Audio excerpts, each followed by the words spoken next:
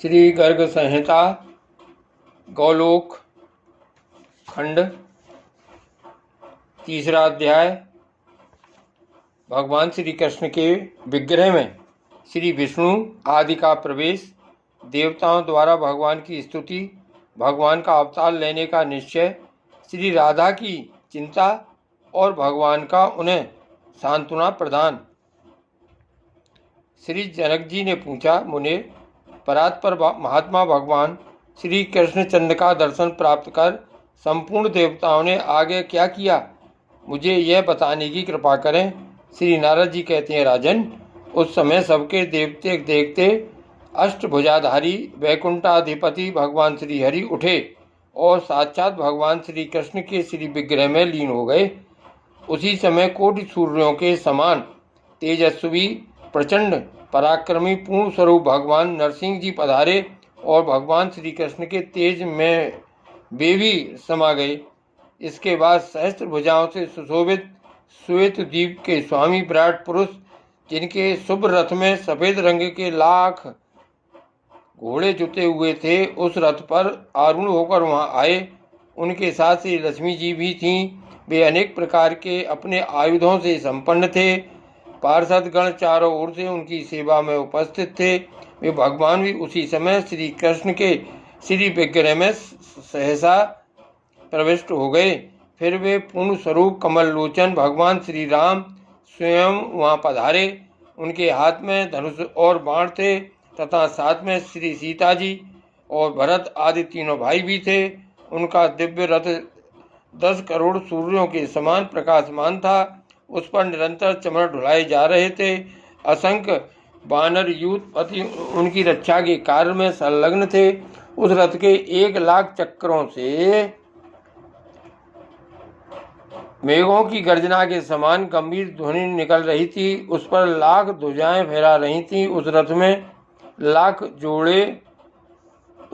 लाख घोड़े जुटे हुए थे। वह रथ स्वर्ण में था। उसी पर बैठकर भगवान श्री राम वहां पधारे थे। वे भी श्री कृष्णचंद्र के दिव्य विग्रह में लीन हो गए। फिर उसी समय साक्षात यज्ञ नारायण श्री हरि वहां पधारे, जो प्रलय काल की ज्वल्यमान अग्निशिखा के समान उद्भासित हो रहे थे। देवेश्वर यज्ञ अपनी धर्मपत्नी दक्षिणा के साथ ज्योतिर्मय रथ पर बैठे दिखाई देते थे। वे भी उस समय श्याम विग्रह भगवान श्री कृष्णचंद्र में लीन हो गए। तत्पश्चात साक्षात भगवान नर नारायण वहां पधारे। उनके शरीर की कांति मेघ के समान श्याम थी। उनके 4 भुजाएं थीं, नेत्र विशाल थे और वे मुनि के वेश में थे।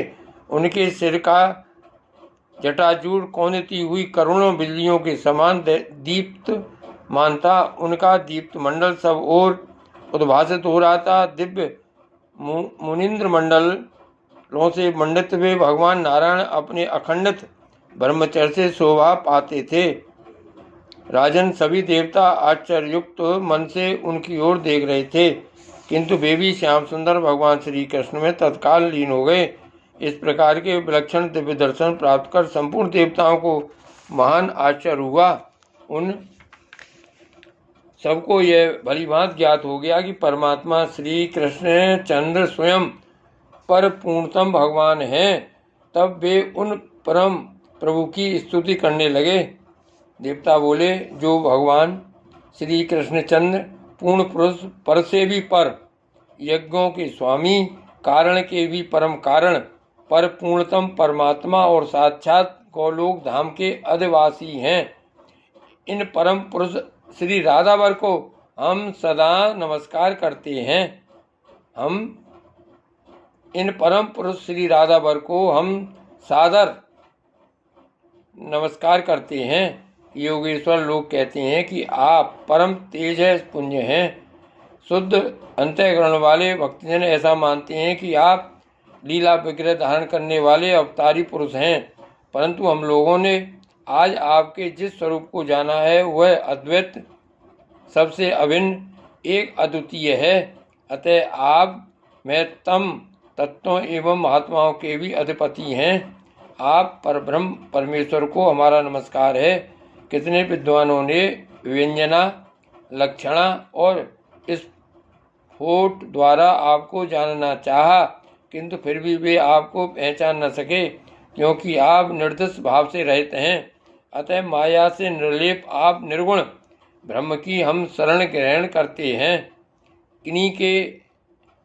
किन्हीं ने आपको ब्रह्म माना है। कुछ दूसरे लोग आपके लिए काल शब्द का व्यवहार करते हैं। कितनों की ऐसी धारणा है कि आप शुद्ध प्रशांत स्वरूप हैं, तथा कतिपय मीमांसक लोगों ने तो यह मान रखा है कि पृथ्वी पर आप कर्म रूप से विराजमान हैं। कुछ प्राचीनों ने योग नाम से तथा कुछ ने कर्ता के रूप में आपको स्वीकार किया है। इस प्रकार सबकी परस्पर विभिन्न ही युक्तियां हैं। अतएव कोई भी आपको वस्तुतः नहीं जान सका। कोई भी यह नहीं कह सकता कि आप यही हैं, ऐसे ही हैं। अतः आप अनिर्देश्य, अचिंत, अनिर्वचनीय भगवान की हमने शरण ग्रहण की है। भगवान, आपके चरणों की सेवा अनेक कल्याणों को देने वाली है। उसे छोड़कर जो तीर्थ, यज्ञ और तप का आचरण करते हैं, अथवा ज्ञान के द्वारा जो प्रसिद्ध हो गए हैं, उन्हें बहुत से विघ्नों का सामना करना पड़ता है। वे सफलता प्राप्त नहीं कर सकते। भगवान, अब हम आपसे क्या निवेदन करें? आपसे तो कोई भी बात छिपी नहीं है, क्योंकि आप चराचर मात्र के भीतर विद्यमान हैं। जो शुद्ध अंतःकरण वाले एवं देह बंधन से मुक्त हैं, वे हम विष्णु आदि देवता भी आपको नमस्कार ही करते हैं। ऐसे आप पुरुषोत्तम भगवान को हमारा प्रणाम है, जो श्री राधिका जी के हृदय को सुशोभित करने वाले चंद्रहार हैं, गोपियों के नेत्र और जीवन के मूल आधार हैं, तथा ध्वजा की भांति गोलोक धाम को अलंकृत कर रहे हैं। वे आदिदेव भगवान, आप संकट में पड़े हुए हम देवताओं की रक्षा करें। भगवान, आप वृंदावन के स्वामी हैं, गिरिराजपति भी कहलाते हैं। आप ब्रज के अधिनायक हैं। गोपाल के रूप में अवतार धारण करके अनेक प्रकार की नित्य विहार लीलाएं करते हैं। श्री राधिका जी के प्राण वल्लभ एवं श्रुतधरों के भी आप स्वामी हैं।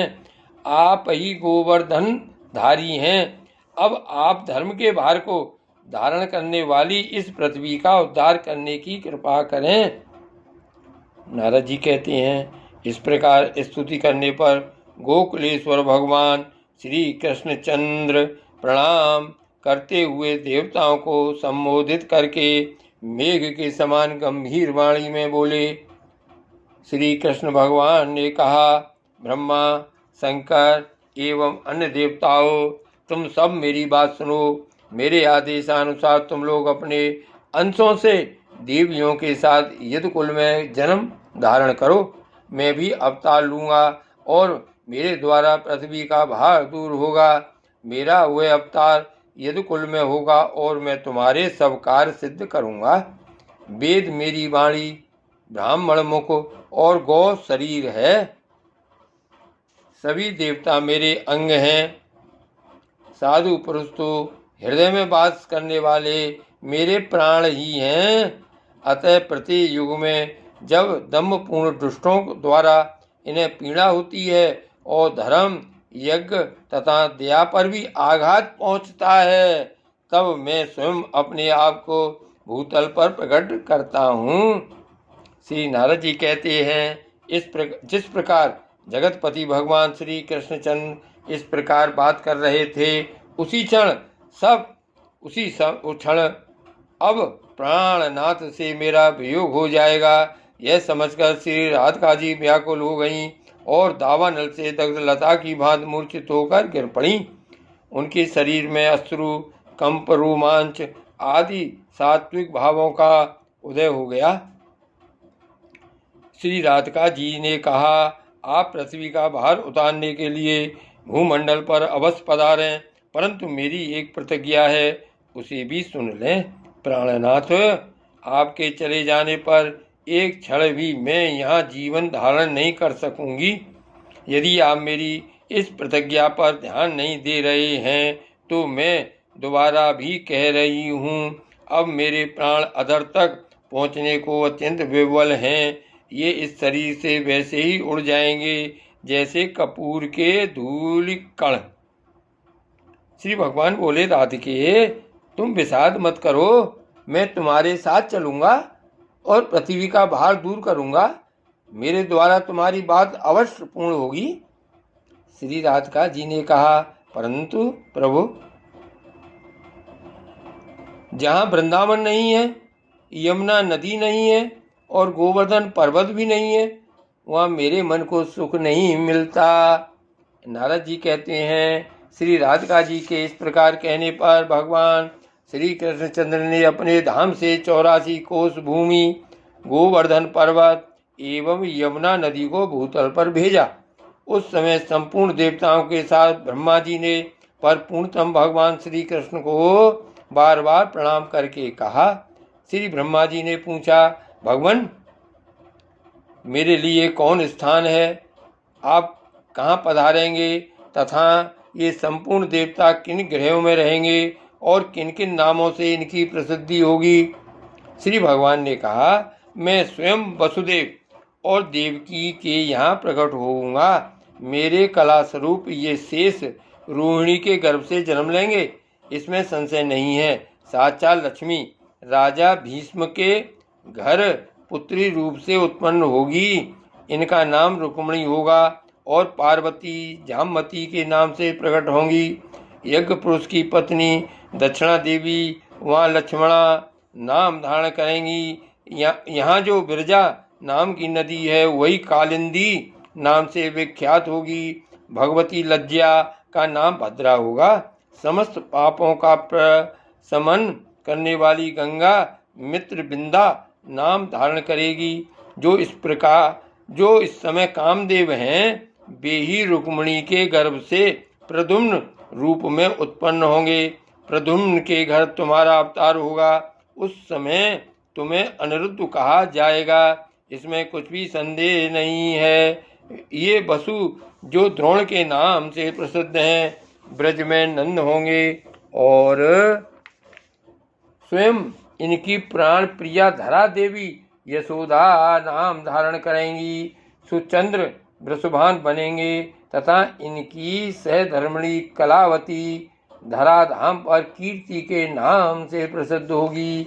फिर उन्हीं के यहाँ इन श्री राधिका जी का प्राकट्य होगा। मैं ब्रजमंडल में गोपियों के साथ सदा रात विहार करूँगा। जय श्री कृष्ण।